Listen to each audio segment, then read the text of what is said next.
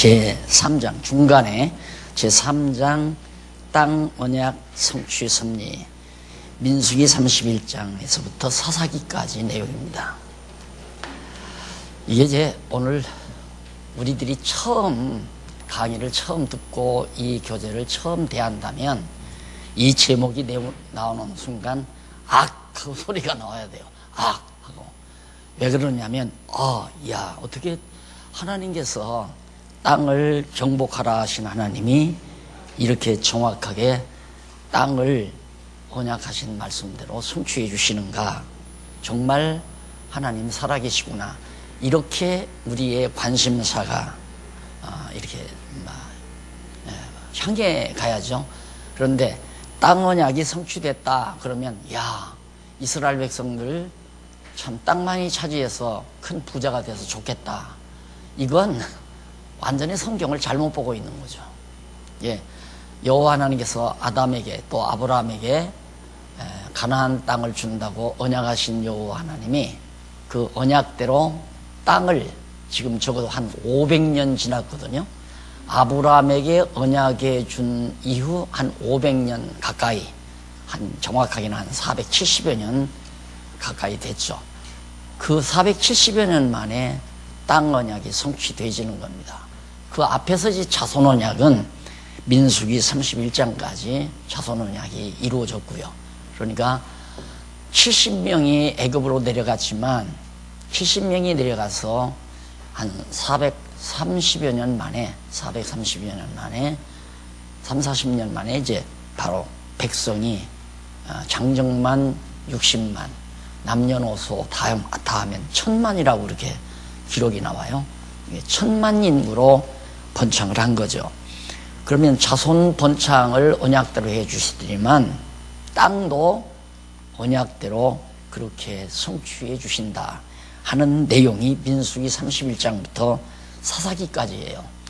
그러면 성경이 복잡하고 어려운 게 아니잖아요. 아주 간단하고 쉬운 거란 말입니다. 간단하고 쉽게. 그래서 이게 큰 줄기 간단하고 쉬운 걸 이해하고 나서 작은 것들을 하나하나 이해하게 되면 큰 것에 의해서 작은 것들이 다 이해가 돼야죠. 그렇기 때문에 성경은 알고 보면 쉽고 어려운 것이 아니다 하는 겁니다. 그래서 그 내용을 간단히 분석해 보면, 분해해 보면 의미 분해를 해 보는 겁니다. 거기 첫째 문단 위에서 세 번째 줄 중간에 보시면 민수기 31장에서 사사기까지 내용입니다. 그 내용 가운데 31장에서 36장은 여호와 하나님께서 이스라엘 자손에게 요단 동편 땅에 있는 땅을 정복하게 해주시는 내용이다.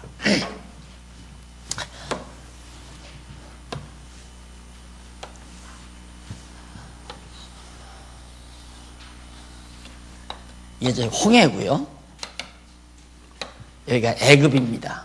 지금 에집트 애굽이고, 그리고 여기가 시내산이고, 그리고 여기가 가데스바네아 이렇게 됐는데, 여기가 모압과 암몬 족속과 모압 족속들이 사는 요단 동편 땅이죠. 근데 이 땅이 굉장히 비옥하고 풀밭이 참 좋다고 그랬죠. 넓고. 그런데 이스라엘 백성들이 이제 애굽에 가서 아브라함에게 연약한 대로 400년 종살이하고 400년이 참에 모세를 통해서 홍해 건너서 시내산 거쳐가지고 가데스바네에 와서 가나안 땅, 이게 가나안 땅, 약속의 땅이거든요. 가나안 땅을 일단 여기 들어가려고 온 거니까 이 땅 차지하려고, 이 땅 언약의 땅이니까. 그래서 여기서 정탐꾼을 12를 보내지 않아요. 가데스바네아에서 12 정탐꾼을 보내는데 10명이 다 반대를 해요. 그러니까 인간적으로 생각하면 도저히 불가능한 거죠. 어떻게 지금 여기 가나안 족속이라면 함 족속들이에요.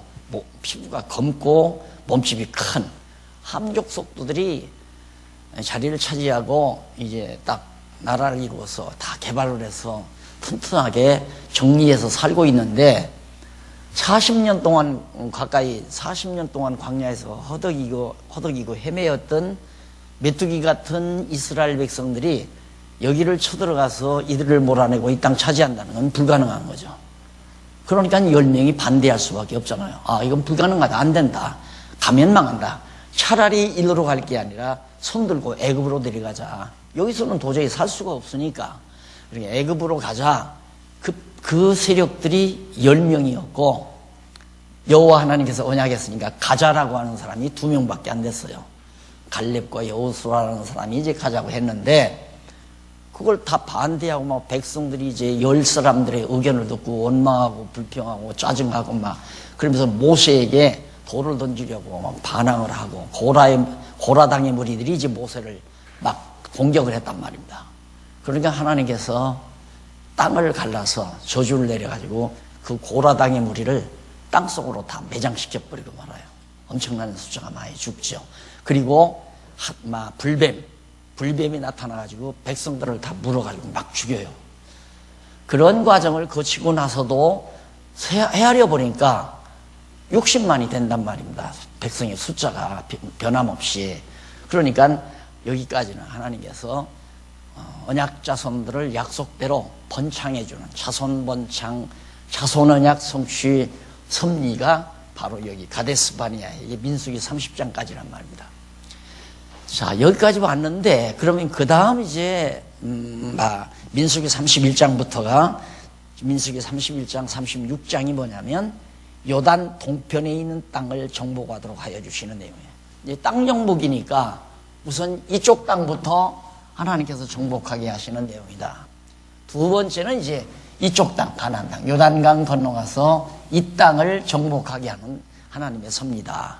이게 이제 거기 나오잖아요. 그래서 신명기 1장부터 34장까지는 여호와께서 광야에서 죄송합니다. 36장은 여호와 하나님께서 맞아요. 요단 동편 땅 정복하게 하고 신명기 1장부터 전체 34장까지는 여호와께서 광야에서 세대 교체된 이스라엘 자손에게 호렙산 언약에 대한 재교육을 시키는 내용입니다. 그 말은 뭐냐, 이건 시내산에서 율법을 받았잖아요. 받았는데 이 시내산은 아주 큰 덩치를 말하고 호렙산은 그 산 중에 작은 한 부분을 호렙산이라고 그래요. 그러니까 여기서 하나님께서 십계명을 주어가지고 율법을 주어가지고 백성들이 다 배웠어요. 배웠는데 여기 가면서 백성들이 애굽에서 나올 때 20세 이상 된 사람은 다 죽었어요. 20세 이상 된 사람 다 죽고 20세 미만 사람만 여기서 살아남고 또 여기서 태어난 사람하고 그래서 백성의 수가 거의 1000만에 가까운 수로 유지가 됐단 말입니다. 그럼 여기서 태어난 사람들은 어려서 잘 공부를 못했잖아요. 율법을 잘 못 배웠단 말입니다. 그러니까 이 땅을 정복하고 나서 여기서 이제 요단강 동편 여기 모압 평지에서 백성들을 다 모아놓고 이 교육을 못 받은 사람들이죠. 못 받은 차세대 이스라엘 자손들을 여기다 모아놓고 모세가 마지막 유언 삼아서 재교육을 시키는 내용이 신명기입니다. 신명기. 그래서 민수기 31장부터 36장까지 요단 동편 땅 정복, 신명기 재교육. 그 다음에는 이제 여호수아 사사기는 요단 서편 땅 정복. 이렇게 세 가지로 해서 사사기까지가 딱 분리돼요. 그러면 큰 윤곽은 들어오셨죠? 그러니까 민수기 31장부터 사사기까지의 큰 윤곽이 어떤 큰 흐름이 뭐냐? 요단 동편 땅 정복이니까 요단 동편 땅 하나님께서 정복하게 해주시고 가나안 땅, 이 땅 정복해서 살 백성들에게 모세가 재교육을 여기 호렙산 언약을 재교육시키는 그런 장면이 신명기 내용이란 말입니다. 그리고 이제 세 번째는 여호수아하고 사사기는 이 가나안 땅 정복에 대한 내용이고 아주 간단하잖아요. 이렇게 도표를 봐도 아주 눈에 싹 들어오죠. 민수기 30장부터 사사기 말까지는 사사기까지는 바로 동편 땅, 서편 땅 정복이구나. 동편 땅 정복하고 나서 서편 땅 정복할 이스라엘 자손들에게 재교육을 차세대 다시 세대가 바뀌어진 그들에게 재교육을 시키는 내용이 신명기로구나. 이렇게 하시면 구약이 일단 사사기까지 다 들어오잖아요. 자, 이렇게 해서 이제 사사기까지 내용이 대충 윤곽이 잡혀졌는데, 그 밑에 보시면은 이제 그 윤곽을 간단히 요약, 그러니까 간추린해서 그 요약을 간단히 해준 내용이 그 다음 문단에 나와요. 거기 한번 보시면은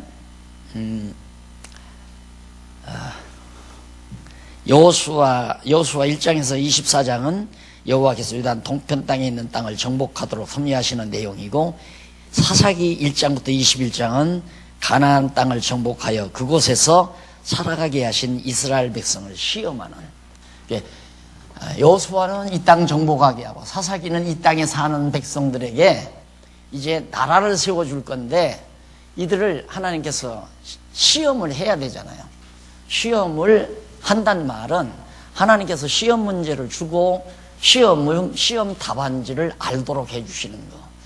인간들이 하는 것은 선생님이 시험 문제를 내고 우리 인간이 시험을 통과를 해야 하는데, 하나님의 시험은 그게 아니에요. 하나님이 문제 제기를 하고 그 문제의 해답을 인간들로 하여금 깨닫게 만들어요. 그것이 하나님이 우리를 시험하는 내용이다. 하나님이 아브라함을 시험했다는 것도 하나님께서 아브라함에게 문제를 주고 그 문제의 해답을 아브라함으로 깨닫게 해주시고, 이게 이제 하나님께서 우리를 시험하는 내용이란 말입니다. 그러니까 우리들이 하나님이 우리를 시험한다 하면, 하나님은 전지전능하신 하나님이 우리를 다 알고 계실 건데 뭐 특별히 시험을 해야 되나? 그래서 그 시험이라는 말도 문제가 돼요. 신학적으로 정리가 안 돼 있어요. 하나님이 왜 인간을 시험하냐? 하나님은 시험 안 하고도 우리 인간이 잘하는지 못하는지, 내가 성적이 좋은지 나쁜지를 하나님은 다 아실 건데 어떻게 왜 뭘 몰라가지고 알려고 시험을 하느냐? 거기에 대한 해답이 없어요.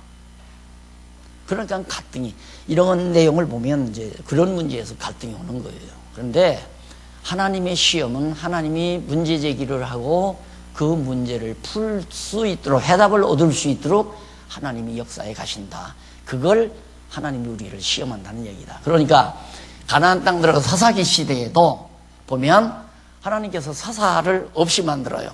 사사가, 지도자가. 그러니까 사사는 왕의 대행이에요. 아직 왕은 아니지만 선지자직, 왕직, 제사직을 한꺼번에 한 몸에 다 가지고 이제 집행할 수 있는 자가 사사인데, 사사를 안 세워요.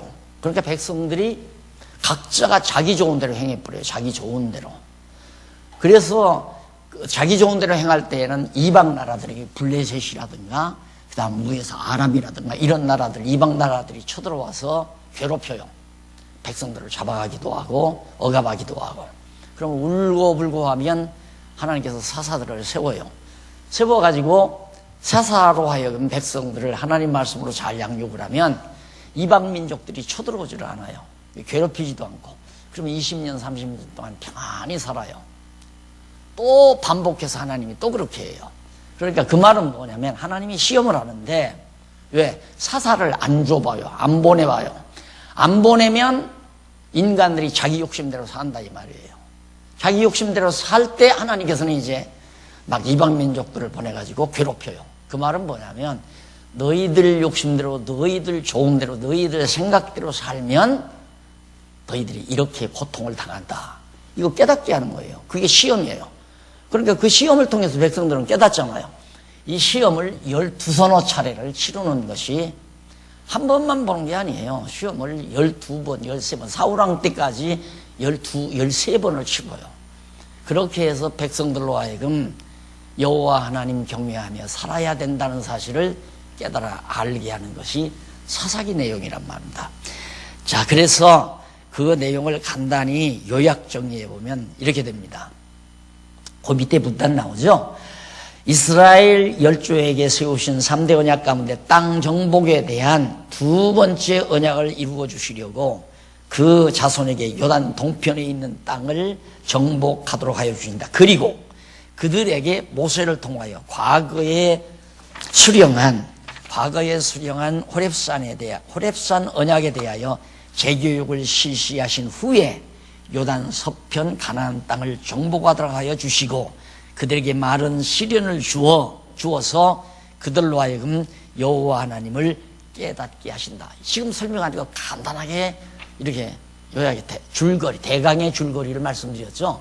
그러니까 첫 번째 문단은 의미적으로 분석을 해놓은 거고요. 따로따로 네 가지로 분석을 해놓은 거고, 네 가지로 분석된 것을 잘 연이어서 간단하게 전체 내용의 줄거리, 즉 민수기에서부터 사사기까지의 전체 내용의 줄거리를 간단하게 그렇게 정리해 드린 겁니다. 그러니까 이 개론책을 여러분들이 이제 볼 줄만 알면 미리 내용을 벌써 다 짐작하고 나가잖아요. 자, 그래서 그 다음에 이제 1절에 보면, 제1절 거기 보면 어떤 내용이냐면 요단 동편 땅 정복 나오잖아요. 그 앞에서 의미 분석해 놓은 내용을 하나하나 한 제목 지금 설명해 가는 거예요.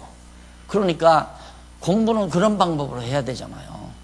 처음에 전체적인 거 대충 알아놓고 그 다음 단계별로 따로따로 좀 자세하게 이해해 가고, 그래서 그 모든 것을 다시 아울러서 맞구나, 서론에서 말한 대로 민수기 31장부터 사사기까지가 땅 언약 성취 섭리 내용이로구나. 여호와는 언약하시고 언약대로 이루시는 분으로서 살아계시기 때문에 400~500년 전에 언약한 것이 이렇게 분명하게 이루어지지, 언약하신 여호와 하나님이 살아계시지 않다면 어떻게 이렇게 역사적 사실로 이루어질 수 있을까? 정말 여호와 하나님이 살아계시구나, 이게 믿어지는 거 아니에요.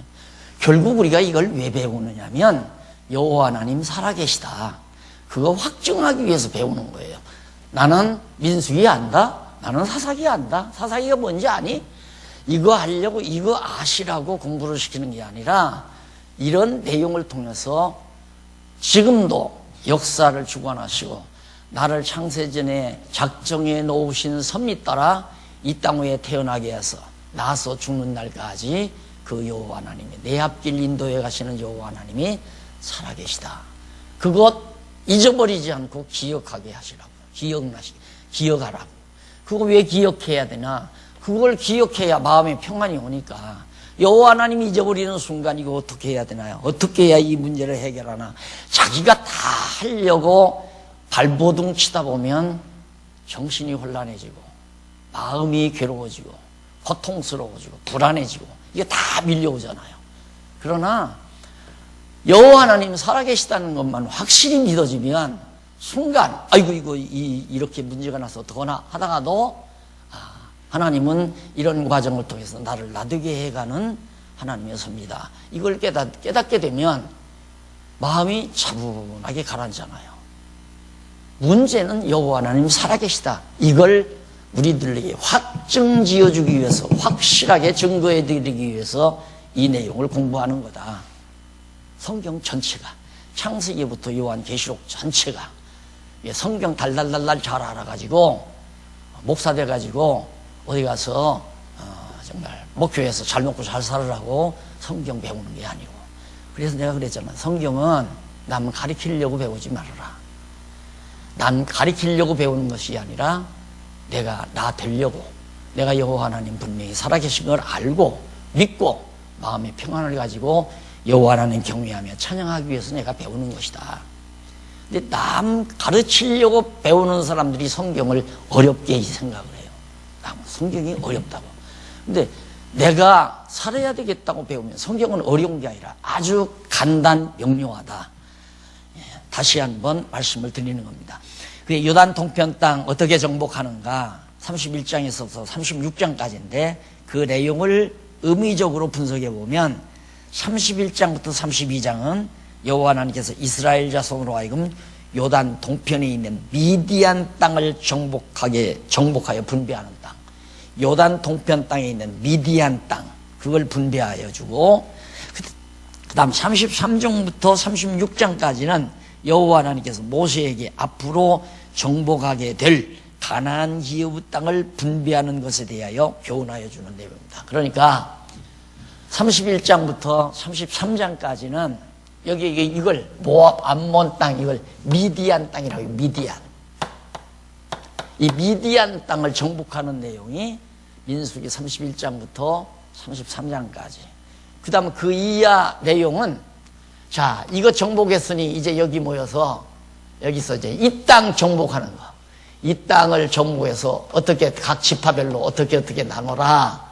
이거 다 모세가 다 이걸 얘기해줘요. 어느 산맥을 통해서 어디로, 서쪽으로 보든 어디까지는 어느 지파가 가지고 있고, 어디서까지는 어느 지파가 가지고, 채 뺏지도 않고, 아직 정복하지도 아니한 상태에서 모세가 백성들에게 이 땅은 뺏어놓고, 이 땅도 이제 정복한다. 봐라! 이 땅 하나님께서 주시지 않느냐. 이 땅도 틀림없이 우리 것 된다. 이제 여호수아를 따라서 요단강 건너가서 이 땅 정복하거들랑 서로 좋은 땅 가지려고 싸움하지 말고 이렇게 다 분배해서 각 지파별로 모세가 다 미리 다 싸움하지 말려고, 그렇게 해서 들어가 정복하는 대로 그렇게 나누어 가지라고. 그런 것들이 하나의 믿음의 행위죠. 그렇잖아요. 믿음의 행위. 아니, 땅 아직 자기 거 되지도 않았는데 그걸 어떻게 각 지파별로 다 나누어서 나눠주느냐고요. 그것이 믿음의 행위다. 왜? 하나님께서 벌써 앞에서 미디안 땅 정복하게 한 걸 보니까 이것도 정복하는 건 틀림없단 말이에요. 그래서 이제 그렇게 섭리하는 내용이 거기 나오는 겁니다. 그래서 이제 미디안 땅 정복, 또 작은 주제죠. 그럼 미디안 땅 정복이 32장까지인데, 아까 33장이라고 그랬는데요. 32장까지인데, 그 미디안 땅 정복 내용도 어떤 내용이냐면, 땅 정복에 대한 두 번째 언약을 이루어 주시오. 요단 동편의 미디안과의 전쟁에서 승리를 거두게 하신다. 그래요. 참, 땅을 정복하게 하는데 이스라엘 백성들은 전쟁하려고도 안 해요. 그런데 미디안 사람들이 전쟁을 걸고 들어오는 거예요. 전쟁하고 들어와서 패망하고 마는 거예요. 그러니까 미디안 사람들이 전쟁을 할 때에는 자신 있으니까 전쟁할 거 아닙니까? 이들은 여기 자리 잡고 사는 민족들이에요. 이스라엘 백성들에게서 노예 노릇만 하다가 아무런 준비도 없이 광야에서 죽도록 40년 동안 고생한 민족이고, 전쟁하면 두말할 것 없이 미디안이 이긴다는 건 사람 생각으로는 10번도 맞는 얘기죠. 아, 미디안과 싸우면 우리 이스라엘이 진다. 인간적인 생각에는. 그러나 하나님 중심으로 여러분들이 생각해 보십시오. 이기겠나 안 이기겠나. 인간 중심으로 생각하면 10번도 패전한다고 결론이 나오지만, 여호와 하나님 중심으로 생각한다면 아무리 우리가 메뚜기 떼처럼 미아가 달지라도 이스라엘 백성이 이긴다. 이게 예감되잖아요. 왜? 이 길을 누가 인도해 가냐면 여호와 하나님께서 인도해 가는 거란 말입니다. 그럼 여호와 하나님이 하시는 일을 인간이 막을 수 있겠는가? 이걸 우리 인류 문화사에서도 우리는 얼마든지 얘기할 수 있습니다. 아니, 아시리아나 바비로니아 제국 같은 그런 강대한 제국, 로마 제국과 같은 그런 강대한 제국이 어떻게 망해요? 막 승승장구해서 온 세계를 다 걷어잡았죠. 요즘 미국이 벌벌 떨죠. 미국이 지금 요즘 상당히 불안해하고 있어요. IS 테러 분자들이 막을 수가 없죠. 그걸 어떻게 막겠어요? 지금 오늘 아침 신문에도 보니까 미국 대통령 강하다고 해서 안 망하는 거 아니에요. 착각하면 안 돼요. 이 세상 강한 자가 계속 강할 것 같으면 벌써 이 세상은 한 사람 손아귀에 다 들어갔죠. 한 나라 손아귀에 다 들어갔고. 망하잖아요. 미디안 강해도. 전쟁 걸어와서 망해요. 여기 모세는 전쟁하려고도 안 해요. 우리 여기 좀 통과하고 싶다. 그러니까 통행세 내고 물 먹는 거 물값도 다 줄 테니까 우리 좀 지나가자. 안 돼. 그리고 쳐들어온 거 아니에요. 전쟁 시작한 거 아니에요. 그 장면이 이제 첫 번째 나오는 거예요. 1장에서부터 32장까지가. 그리고 이제 그 뒤에는, 그리고 그 정복한 땅을 그들에게 모세를 통하여 분배하여 주도록. 미디안 땅 이걸 딱 정복했으니까 이게 너무 좋으니까 므낫세 지파, 루벤 지파가 우리는 여기 안 건너가고 여기서 우리가 살아야 되겠습니다. 그러니까 모세가 이제 안 된다. 여기서 두 지파나 세 지파가 떨어져 버리면 여기 정복하지 않은 가나안 땅 들어가는 백성들이 심약해질 거 아니에요. 불안하지요. 여기 굉장히 또 강대한 나라인데 이 전쟁에서는 이겼지만 이 전쟁에서 질지 어떻게 알아요? 그러니까 안 된다. 일단 다 가라. 가서 이거 다 정복하고 다 다른 지파가 분배받은 이후에 너희들이 다시 건너와서 이 땅 너희들이 누구는 므낫세 반지파, 루벤 지파, 뭐 갓지파 그렇게 살아라. 그렇게 나눠주는 내용이 그 이후에 나와요. 그러면 32장까지가 바로 요단 동편 땅 정복이 너무 분명하잖아요. 자, 그래서 그 밑에 한쪽 가로 1번 한번 간단히 정리하고 미디안 전쟁이 나오죠. 66페이지, 1166페이지 한쪽 가로 1번 미디안 전쟁의 승리 나왔을 때 거기 미디안을 치려고 백성 중에서 선택하여 무장을 시킨다. 예, 미디안이 쳐들어오니까 그런데 미디안 다섯 왕을 쳐서 백성과 그 소유를 전부 뺏어. 그러니까 전화위복이죠. 예, 여호와 하나님을 의지하고 하나님의 섭리에 이끌림을 당하는 이들은 순간은 손해나는 것 같고 순간은 고통스러운 것 같고 불안한 것 같지만 결국은 그것이 전화위복. 요셉 때도 그랬잖아요. 요셉이 형제들에게 이제 자기가 요셉이라는 거 밝혀지니까 형제들이 얼마나 두려워해요. 그렇게 요셉이 하는 말 참 명언이죠. 그게 여호와 하나님 의지하는 사람의 말 아닙니까? 형님들은 아버지 사랑받는 나를 해하려고 애굽으로 팔아넘겼지만은 하나님은 그것을 선으로 바꿨다. 인간들이 행하는 악독한 일을 하나님은 선하게 바꾸셨다 이거예요. 그래서 오늘날 형제들을 내가 흉년 중에 형제들을 구원할 수 있는 이 기회가 온 겁니다. 그러니 형님들 두려워하지 마십시오 말이에요. 이게 여호와 하나님을 아는 자의 마음가짐이라는 얘기죠. 그러듯이 여기도 그래요. 안 쳐들어오고 그냥 통행세 받았으면 수입이 되잖아요. 미디안 사람들이 물값도 다 받고 비싸게 좀 받으면 어때요? 통행세도 좀 비싸게 받으면 되고 금부치 많이 애굽에서 가지고 나왔으니까 받으면 된단 말입니다. 그런데 그걸 반대해가지고 못 가게 전쟁을 일으키니까 모세도 전쟁에 응할 수밖에 없잖아요. 전쟁하니까 이겨요. 그게 전쟁은 누구에게 속했느냐면 여호와께 속했다. 그게 전쟁에 이기고 패하는 것이 사람의 힘에 달린 게 아니라는 얘기죠. 그러니까 다윗이 골리앗에게 나가서 전쟁할 때도 다윗 혼자, 어린 소년이 혼자 나갔잖아요. 골리앗은 수많은 군대들을 데리고 나갔고, 그런데 결국은 다윗이 이기잖아요. 왜? 여호와의 이름으로 갔기 때문에 이기는 거죠.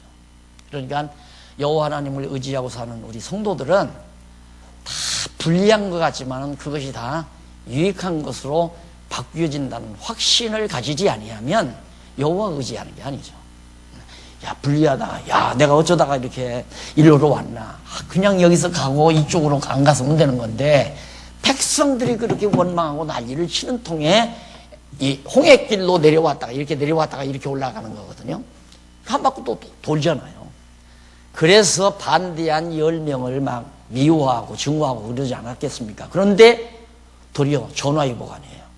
10명이 반대했기 때문에 반대해서 여기서 난리를 치러서 고난은 겪었지만은 그로 인해서 돌면서 전쟁에서 승리하니까 여기서 또 인간의 뜻대로 되는 것이 아니라 하나님의 뜻대로 된다는 걸 깨닫게 되고 되는 대로 행하는 것이 유익한 것이다 하는 것도 깨닫게 되고 되는 대로 하잖아요.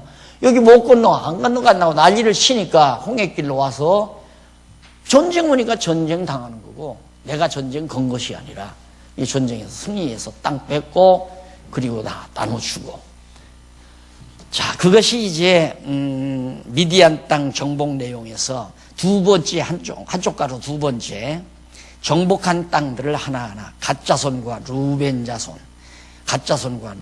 자손에게 이게 땅을 분배해주고 므낫세 반지파에게도 땅을 일부 주었어요. 그러니까 요단 동편 땅은 두 지파 반이 이제 분배를 받게 된 거죠. 그 다음에 33장에서 36장까지는 67페이지 나오잖아요. 가나안 땅 분배 교훈. 가나안 땅 분배 교훈. 그건 요단 서편 땅입니다. 요단 서쪽에 있는 땅이 가나안 땅을 아까 말한 대로 일일이 모세가 분배해줘요. 참 이만큼 모세가 믿음이 자랐잖아요. 모세가 처음 호렙산에서 부름받을 때에는 여호와 하나님께서 나는 너희 조상 아브라함과 이삭과 야곱의 하나님이다. 너희 조상에게 언약한 대로 내가 내 백성들을 400년이 찼기 때문에 애굽 땅 종도였던 집에서 이끌어내려고 하니까 너는 가서 이끌어내라. 그러니까 아유 하나님 여호와 하나님 나는 못합니다.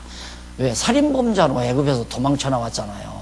그러니까 갔다가는 잡히면 죽을 줄 알고 겁이 나서 안 간다. 그래, 나는 말도 할 줄 모르고 난 못합니다. 그러던 요 모세가 이 호렙산에서 부름받아서 애굽에 가서 백성이 끌고 이렇게 끌고 나와서 여기까지 와서는 여기 간다. 틀림없이 들어간다. 들어가면 너희들이 잘 먹고 잘 살고 부자가 되고 평안하게 산다. 그런데 그때 염려컨대 이 손으로 우리가 우리의 능력으로 내 능력으로 이 재물을 얻었다. 그렇게 생각할까 내가 두렵다. 그래서 모세가 신명기 앞부분에서 그렇게 얘기하면서 쫙 재교육을 시키죠. 그러면서 이 땅을 이제 분배해주는 그런 역사가 이제 그 교훈을 하기 전에 민수기 그 마지막 33장에 36장까지 해서 해주고 있는 겁니다. 그래서 그 분배를 보면 그 교훈 내용은 앞으로 정복할 가나안 땅을 9지파 반에게 분배해 줄 것을 비롯하여 가나안 땅에서 6성읍을 택하여 도피성을 세울 것과 슬로부와 딸에게 기업을 분배하여 주는 방법에 대한 것 등에 대해서 일일이 가르쳐 줍니다. 그러니까 이 땅 들어가서 가나안 땅 들어가서 이제 해야 될 일들을 미리 모세가 이렇게 하고 이렇게 하고 이렇게 해라. 그 이제 모세가 하나님께로부터 다 받은 내용을 이제 교훈해 주는 내용입니다. 이 그대로 하면 좋죠. 얼마나 좋아요. 하나님께서 하라 하시는 거니까. 그러니까 오늘 우리도 사람 말 듣지 말고 성경이 하라는 대로 하는 것이 제일 지혜자예요. 성경이 하라는 대로 하나님. 왜? 성경은 하나님 말씀이고 인간의 말이 아니니까. 내 마음에 안 든다 할지라도 성경이 한 말은 성경대로 하는 게 지혜자가 하는 일이라 이 말이에요. 그래서 모세도 성경대로 백성들을 교훈해 주는 겁니다. 자, 그 다음에 이제 이쪽 169페이지에 가보면 거기서 제2절 호렙산 언약 재교육 나오죠. 제2절.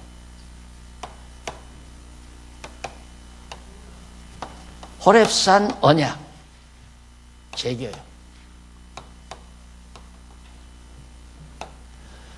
그러니까 이건 요단 동편 땅 정복이고요. 이게 이제 신명기. 이건 민수기 31장에서부터 34장? 6장. 마지막 장. 민수기 마지막 장. 그러니까 창세기, 민수기 31장부터 사사기까지니까 얘는 이제 호렙산 재교육 언약. 이게 이제 신명기 아니에요.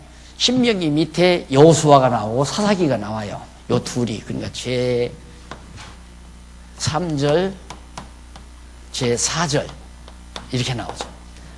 그러니까 이렇게 연구 결과에 의해서 어쨌든 연구 결과에 의해서 성도님들이 공부하기 아주 좋게 정확하게 공부할 수 있도록 이렇게 딱 체계화한 것, 논리화한 것. 이 논리도 그냥 한 것이 아니라 의미적으로 논리화했단 말입니다. 그러니까 이 제목들은 전부 의미를 가지고 있어요. 의미를. 그러니까 땅 언약 성취 섭리 그게 아니죠. 그냥 만약에 의미적으로 한다면 여기다 민수기부터 사사기까지는 그냥 하나. 첫째, 그냥 이거 민수기 31장 여기서 홍해바다로부터 다시 이제 미디안 땅 통과하기 위해서 간다. 가서 전쟁했다. 미디안과의 전쟁. 이런 얘기가 나와야 되죠. 그런데 땅 언약 성취 섭리란 말은 성경 전체의 바탕을 깔고 제목이 나오는 거예요. 그래서 이 제목이 중요하다는 얘기입니다. 이 주제가. 성경 전체를 한바탕으로 깔고 거기에서 뽑아내는 의미적인 내용을 담고 있기 때문에 쉽게 성경을 이해하도록 해놓은 거예요. 그래서 개론, 구조 자꾸 하는 이유가 그겁니다. 그러지 않고는 성경이 복잡해요. 아주 복잡해요. 그런데 이렇게 되면 너무 단조롭고 아주 명쾌하고 깔끔하잖아요.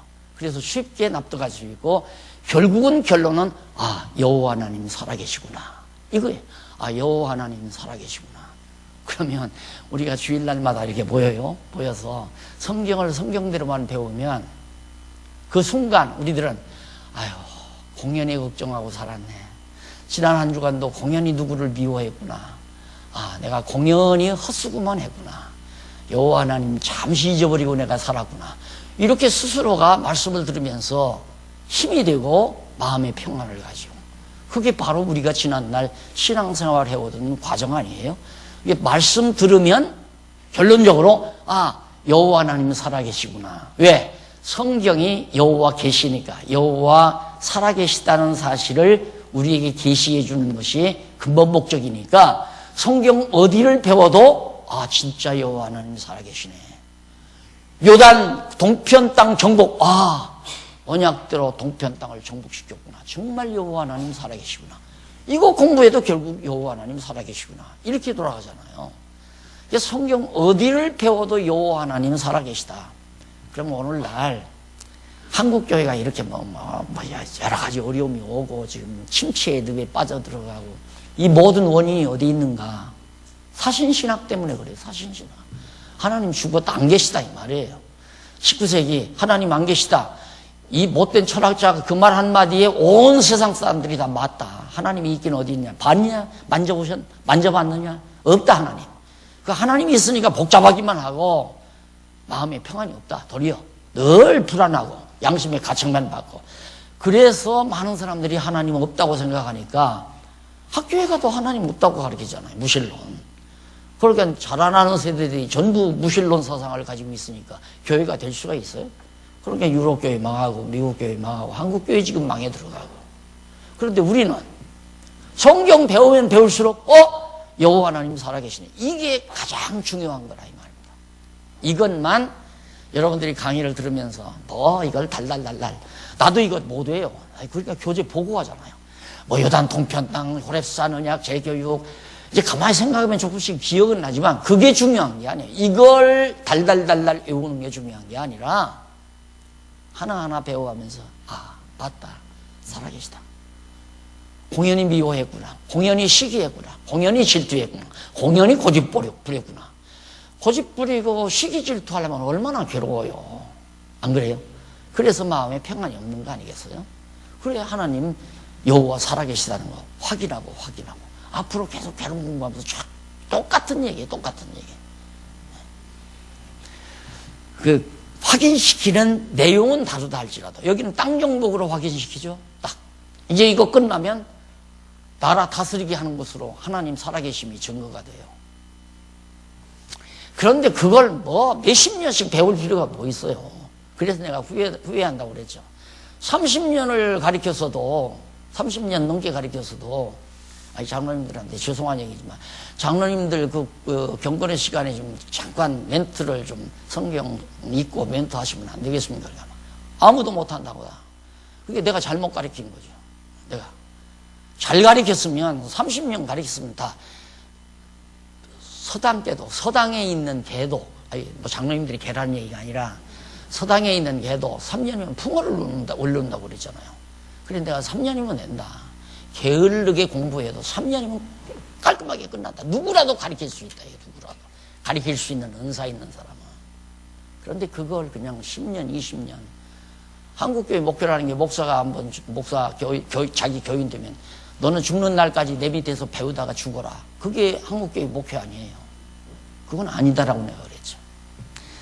자, 그러면 여기 이제 신명기 호렙산 언약 재교육인데, 교육을 시키는 데는 이게 신명기 아니에요? 2절 호렙산 언약 재교육인데, 재교육을 하려면 제일 먼저 중요한 것이 뭐냐면 과거 역사를 회고해야 돼요. 역사를 모르면 안 돼요. 역사. 그래서 과거의 회고와 권고 1장에서 4장까지 과거, 회고와 권고. 그래서 제가 우리 장안중앙교회 등록하시는 분들에게 우리 장안중앙교회 역사를 10시간인가를 공부하도록 그렇게 시립부 교육에 만들어 놨잖아요. 다 이런 데서 지혜를 얻어서 그런 거거든요. 우리 교회 역사를 모르는 분은 오늘의 현실을 바르게 못 봐요. 오늘 지금의 현실을. 그러니까 지금 모세도 지금 이스라엘 백성들이 여기서 지금 여기까지 온 사람은 20세 이상 된 사람은 광야에서 다 죽었단 말입니다.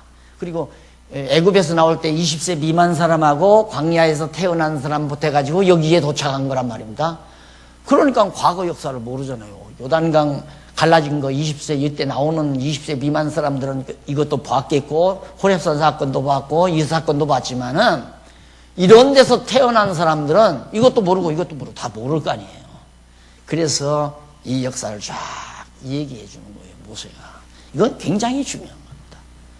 그래서 내가 교회도 20, 30년 사이에 내가 조금 해보니까 20, 30년 사이에 꼭 파문이 일더라고요.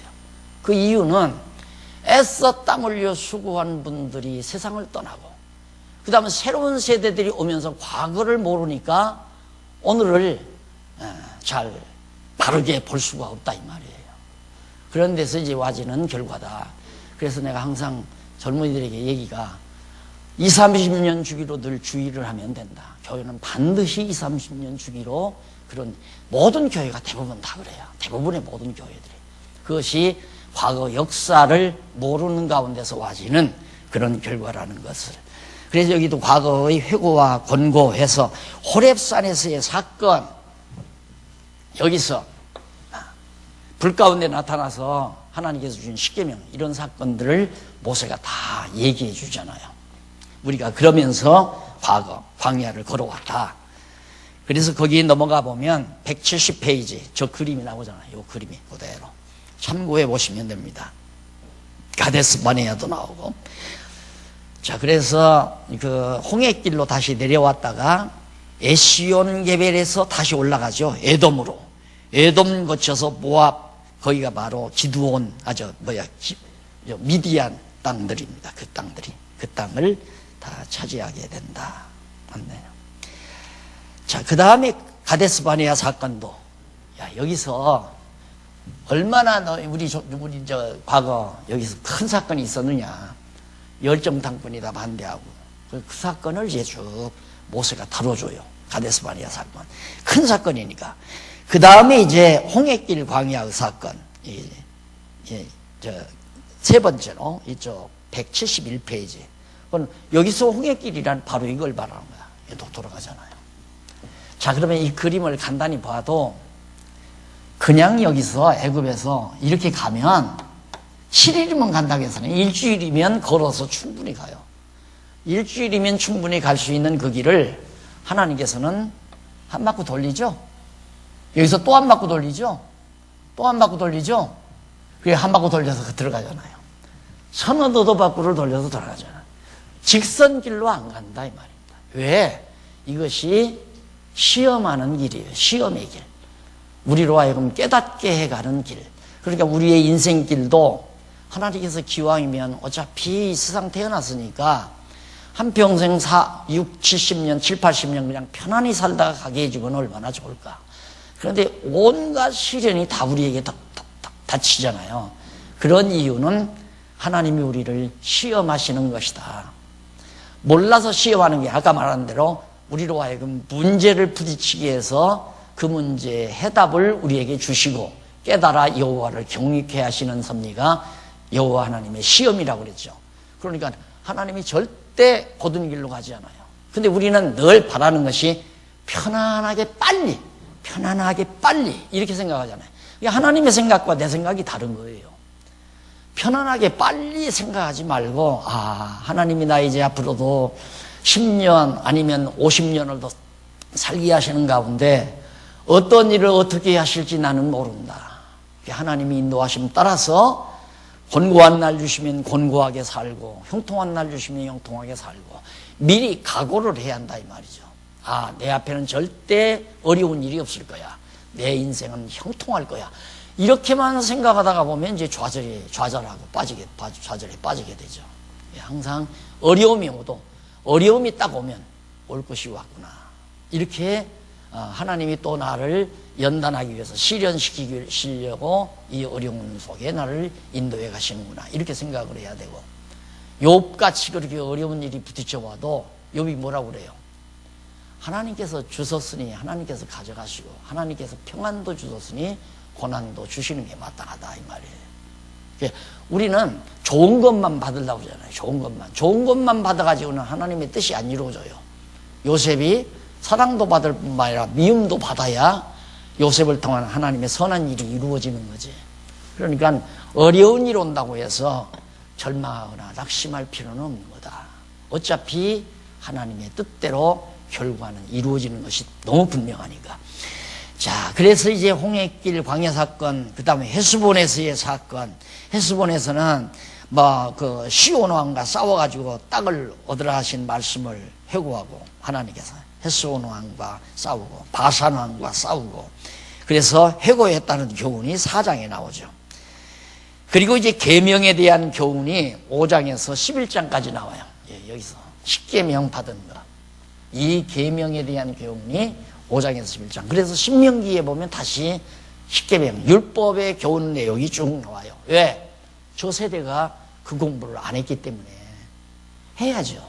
그 공부를. 그래서 이제 시키는 거고 그 다음 이제 십계명의 내용, 그게 이제 신명기 5장에 나옵니다. 십계명의 내용이 172페이지 제일 아래 한쪽 가로 1번에 나오죠. 그 십계명에 나온 그 다음 율법을 주신 목적이 뭔가, 율법 주신 목적을 알려주고 6장에서 결국 그거 여호와를 경외하며 지켜 행하여 복을 얻으려는 것이 율법을 주신. 그게 우리를 좋게 하려고 율법을 준 거다. 우리는 율법 때문에 괴롭지만은 율법을 주었다고 해서 괴롭지만은 그 다음에 이제 거기 보면 자녀들에게 가르치라. 이게 부모가 자녀들을 신앙교육을 시키는 건 성경적이에요. 절대. 아니 국가에서 월급을 줘가지고 한 달에 먹고 살 만큼 월급을 주면서 교사를 시켜도 좋은 교사가 있고 나쁜 교사가 있고 적당히 시간만 때우고 하는데 교회에서 돈 한 푼도 월급 한 푼도 안 주는 교회학교 교사에게 내 자식의 교육을 신앙교육을 전적으로 베낀다는 건 물론 사명 따라서 내가 돈 한 푼도 안 받지만 어린 영혼을 위해서 가르치는 교사들이 많죠. 그건 자원에서 하는 교사들이에요. 그러나 부모가 필수적이에요. 부모가 안 가르쳤기 때문에 자녀들이 커서 다 신앙 밖으로 떨어져 나가는 거 아니겠어요? 그래서 율법을 왜 줬느냐? 자녀들을 가르쳐서 여호와 경외케 하려고.